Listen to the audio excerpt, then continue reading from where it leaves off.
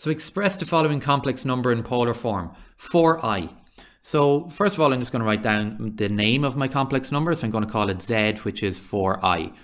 Now that's also the same as 0 plus 4i. So my real part there, my a in other words, is going to be my 0, and my imaginary part, my b, is going to be 4i. So I'm just writing it with a real and an imaginary. Now, the next thing I'm going to do is, like all complex numbers, when I'm putting them into polar form, I would sketch that on my Argand diagram. So I'm going to draw my real and my imaginary axes, and I'm going to label the coordinate 0, 4i. So I'm not going anywhere on my reals, but I'm going up to 4i on my imaginary. So that's the complex number 4i, or z in other words.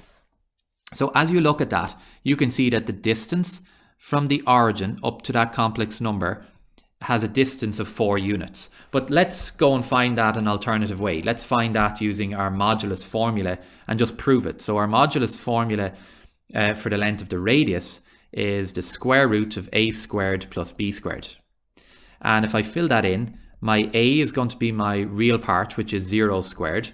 My b is my imaginary part, which is 4 squared, which is giving me 0 plus 16, which is radius of 16, and the square root of 16 is 4. So we basically just proved that the radius, or the distance from the center to the point, z, is 4 units.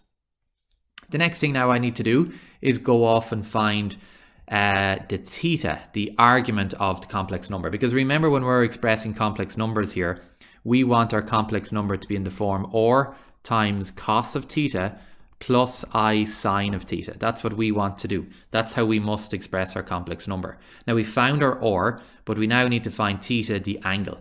And the angle, if we look at our picture, is from the real axis back to my complex number. So this is the angle here in green that I'm basically looking for. Now we can tell by looking at the picture that that angle must be 90 degrees. We can tell that from looking at the Argand diagram, because the real and the imaginary axis intersect at a 90 degree. Now normally we would use our tan inverse to prove that. We would go tan inverse of b over a. So our theta would equal to tan inverse b, which would be 4 over 0. But we should hopefully know that we can't divide by 0. So if I type that now in my calculator, it will come up as an error, or maths error, or undefined on your calculator. So by using our calculator, it's not allowing us to find the size of the angle, but by drawing it and sketching it, we can actually see that the size of that angle, theta, is in fact 90 degrees. So now we basically want to put that into our complex number, our polar form.